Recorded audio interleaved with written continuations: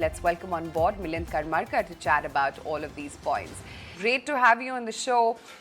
Before I get into a sector-specific discussion, Milind, just wanted to understand your thoughts on the markets, the kind of resilience that we're seeing, Milind, and the way the market is shrugging off the spike in COVID that one is seeing across the countries, and mini lockdowns, curbs and curfews implemented yet again. True. So, Ayesha, what I think is that the collective intelligence in the market believes that we will soon see the end of the second wave at least. So, if one goes back to the Spanish flu, there were 3 waves. So, and the second wave was the deadliest. And unfortunately, that is what is happening again. So, I think one should always have a tab on the history, as I always say. But yes, we have already started. The number of cases, active cases, slowly starting to come down.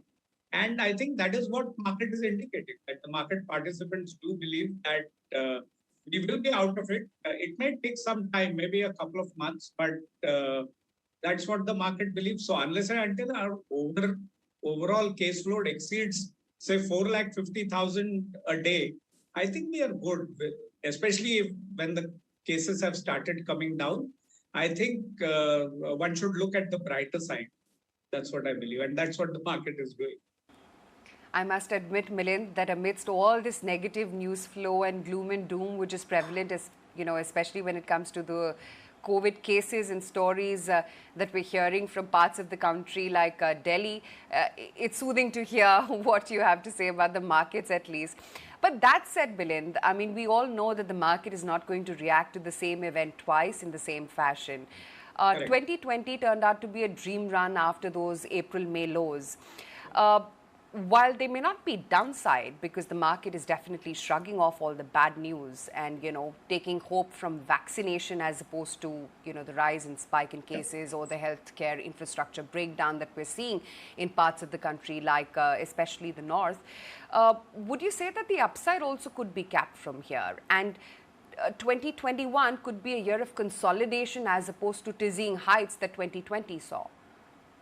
So what I think is that what is happening is indeed extremely unfortunate, and we can't just wish it away. So yes, things are bad, but I think being in the market, I have learned one thing, that always look at the brighter side.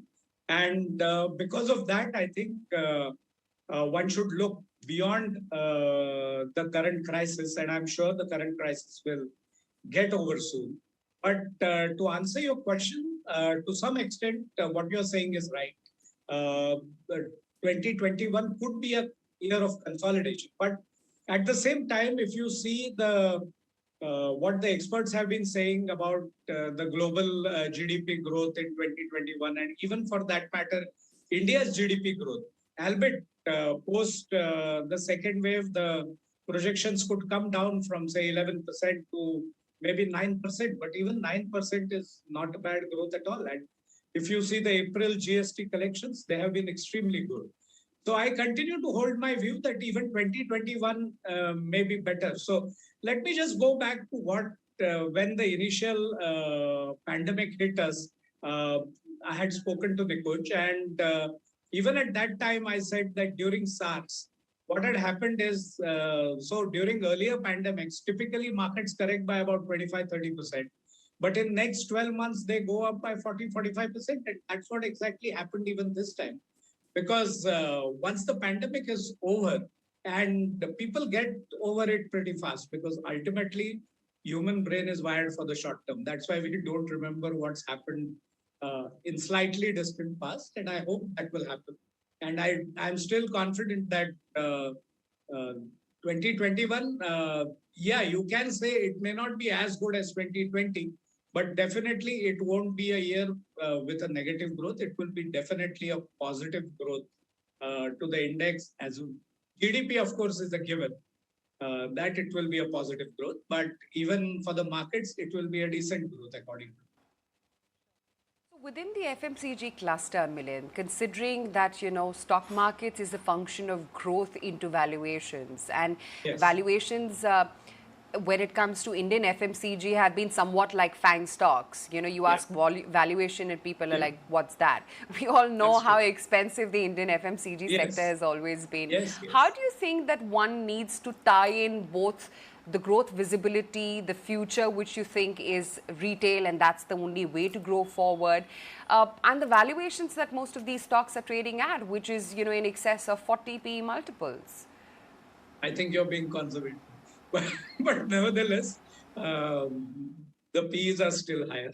But the reason why uh, these retailing stocks are trading at these multiples is because retail is still a very small sector in India. So there is a huge growth opportunity there. And other change which is happening, like way back when we first looked at retailing companies in 2002, 3, it was a changeover from mom and pop stores to uh, large format retail. But now things are changing once again. So platform is the new way to go. So most of these companies are slowly moving towards platform. So I think ultimate future will be in click and mortar. Like in the US, we have seen Amazon, which was a 100% internet company buying out stores, physical stores. So in India, most of the retail was 100% on ground, but they are looking at getting into platforms or onboarding on certain platforms, and I think that is the way it will happen. But that retail will grow, I have no doubt, because again, post Spanish flu in the US, we have seen a huge consumer boom, and I think that is what will happen in India because it's a lot of pent up demand which drives this growth. People getting frustrated at home, even psychologically disturbed, I would say.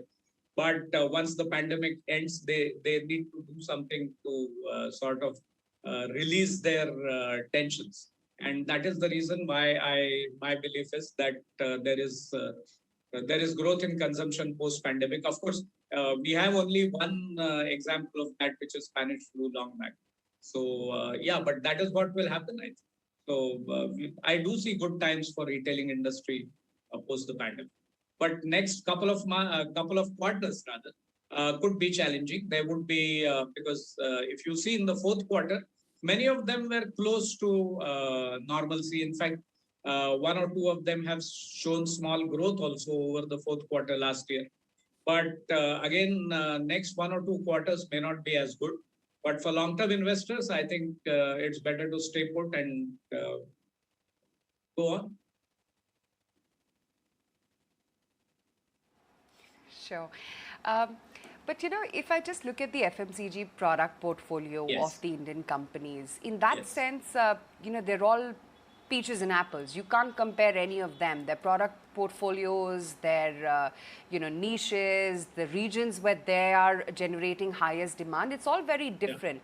Yet Yeah. again, they all you know, eat into the same demand pool, if I can call it that, and there is intense competition. Who do you think, Milind, in your observation of tracking FMCG companies for many decades now, will be able to win the battle?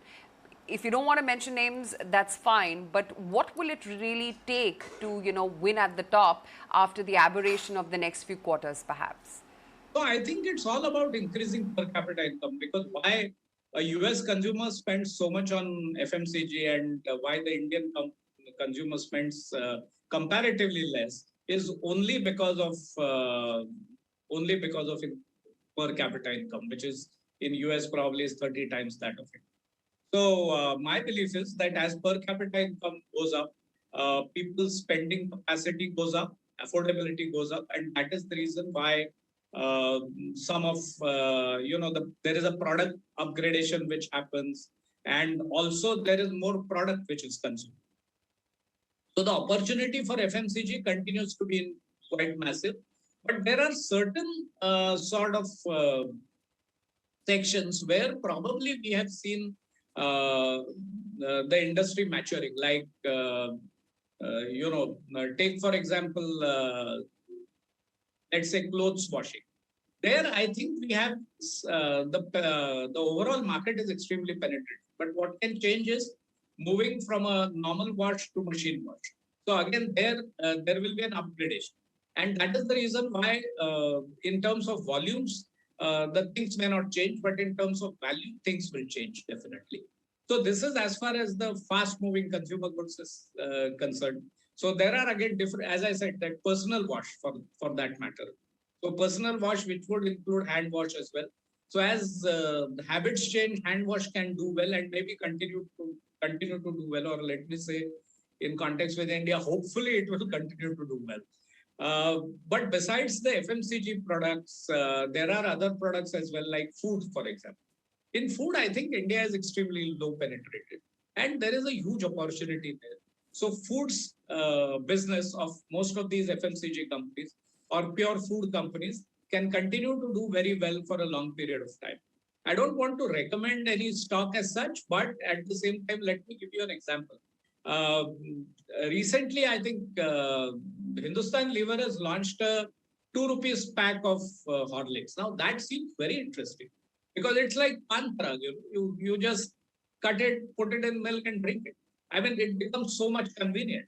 So these type of changes which can happen, and as I said, increasing per capita income, which increases affordability. So I don't see the FMCG companies as a complete mature business, but at the same time, one has to remember the long stint of growth, which was 18-20% year-on-year growth. I think that is definitely going to slow down, but it will still grow higher than the GDP growth. About that, I'm quite certain.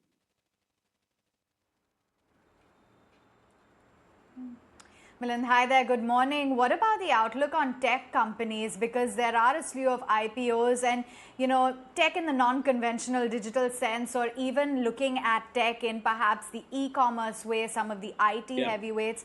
How would you like to approach this theme, given that now no longer the old school IT services are the ones that rule the roost? That's correct. So about 6-8 months back, we have started looking at platforms because platforms look a great place to be in. But then again, platforms, you can't call them a complete tech company. They are basically another way of doing business. So tech companies which are specific to these platform building or are platform companies. Like if you go back to US again, and why I use US again and again is because I have seen that over a period of time, at least large democracies, as their per capita income changes, tend to behave in the same fashion as what US has behaved over a longer period of time. So if you see between 2008 and 2018, 2008, most of the top, say, 10 companies were all, or top 8 companies were all companies which were other than platforms. If you look now, there will be at least 5-6 names which are platform companies. So I think that is the change which is happening. Places like fintech, where there is a massive opportunity in India. These are the type of tech companies which I would be looking at, and of course, move from normal services to digital and cloud. That is still a big opportunity. But I think that opportunity is there for 2 to 3 years. So yes, that opportunity is also there. But platforms are going to be big. But as I say again, it need not be pure tech companies which are into platforms. It would be a combination of both. Like you said, even fintech makes that list. What about your approach in terms of diversification of one's portfolio? Various asset classes as well, like gold, real estate, or even looking at debt as a component. What is it that you would be advising portfolio investors to do, especially at a fairly uncertain and choppy, volatile time like this?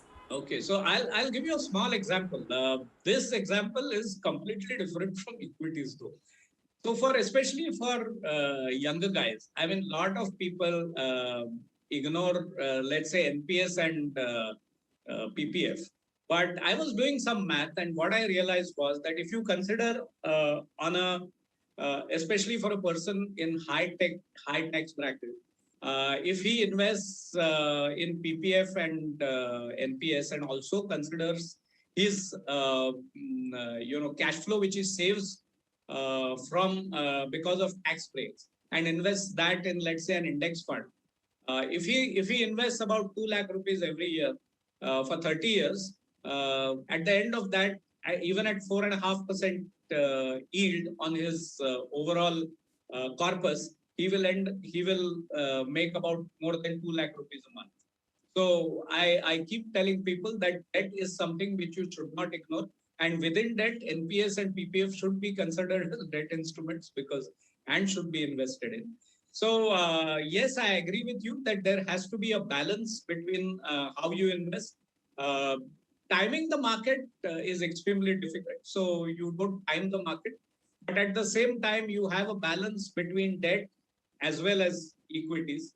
Uh, Being in equity markets for so long, I am completely biased towards equities, but I don't want to give it as an example for everyone to manage his portfolio.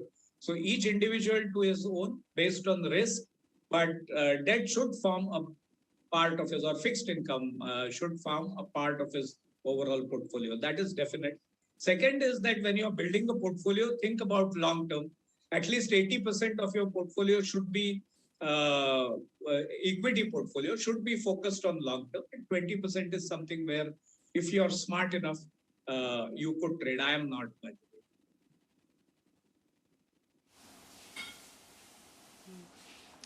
way. Milind, what one has seen is that, sure enough, the market tilt is towards the larger pharma plays. Hospitals and healthcare as well is one space, along with diagnostics, which one is especially realizing in the post-pandemic world, Yes. is a business that you got to be invested in. And I was just looking at the one-year change on some of these names. Fortis has risen up 76.5%. It's a 136% move on Apollo Hospitals. Aster DM, HCG, Max Healthcare, 104% higher. Narayana Healthcare, again, a 51% return. Do you think that this is a long-term opportunity here, or is it just a COVID play? So the short-term move, I don't think hospitals are a great COVID play because they have to give their beds at a substantial discount. That's the first thing. Second is that hospitals is really a long-haul business. And unless and until one has a view of at least 10 years, I don't think one should be invested in hospitals. So as I said that I believe in long-term investing. So if you're a real long-term investor, and when I'm saying a long-term investor, it's 10-year plus, then you can invest in hospitals because that is where I think is a big opportunity. At the same time, hospitals are like retail. So what happens is that in the initial stages, the capital expenditure is significantly higher because the hospital chains keeps investing in new properties. And because of that, there is a strain on the balance sheet. The second thing is that you also have to look at insurance, how insurance is panning out, because ultimately it will be insurance which will drive these hospitals over a longer period of time. But yes, I'm all for investing in hospitals. And if one looks at good hospitals which are delivering service at reasonable price, I think one should be invested in.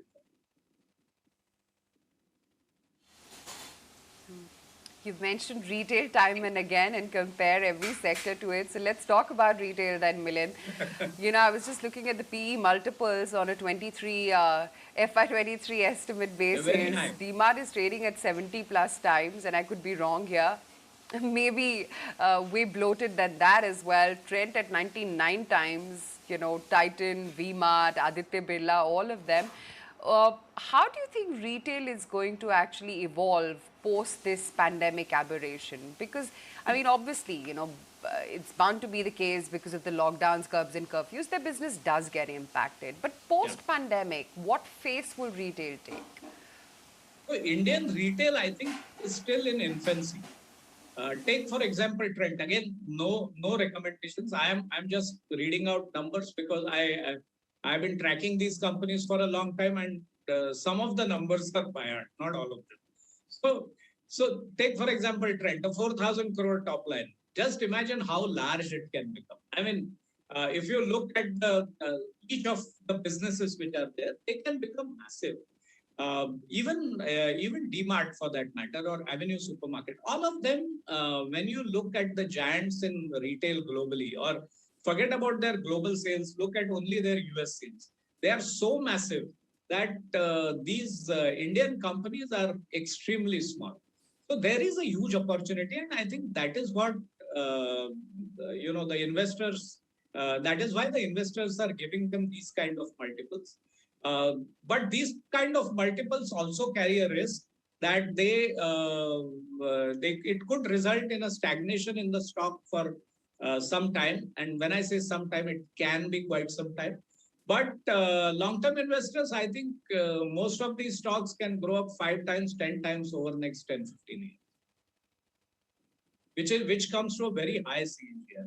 So that is the reason why I say that again, even retail, like hospitals, is a investment for long-term investment. Sure. Milind, also, tactically, because when the pandemic broke out last year, what you saw was rural actually aided the recovery. There was also that, labor migration which happened. They had the saved pool of money. But since the last year, we've all seen how uncertain the job market has been, unfortunately, when it comes to, the laborers, etc. The blue-collar workers, that is. Wanted to understand, is there sense or merit in tactically playing the FMCG/retail theme? Do you have a higher allocation to urban plays as opposed to rural after the aberration that played out last year? So, I think in the shorter term, it's very difficult to take a call. But longer term, I think FMCG and rural will FMCG and retail will be safe plays.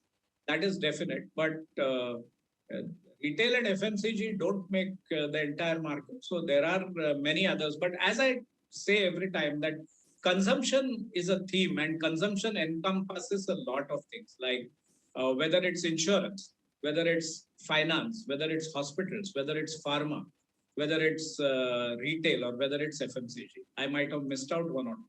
But all of them directly are affected by increase or decrease in per capita income.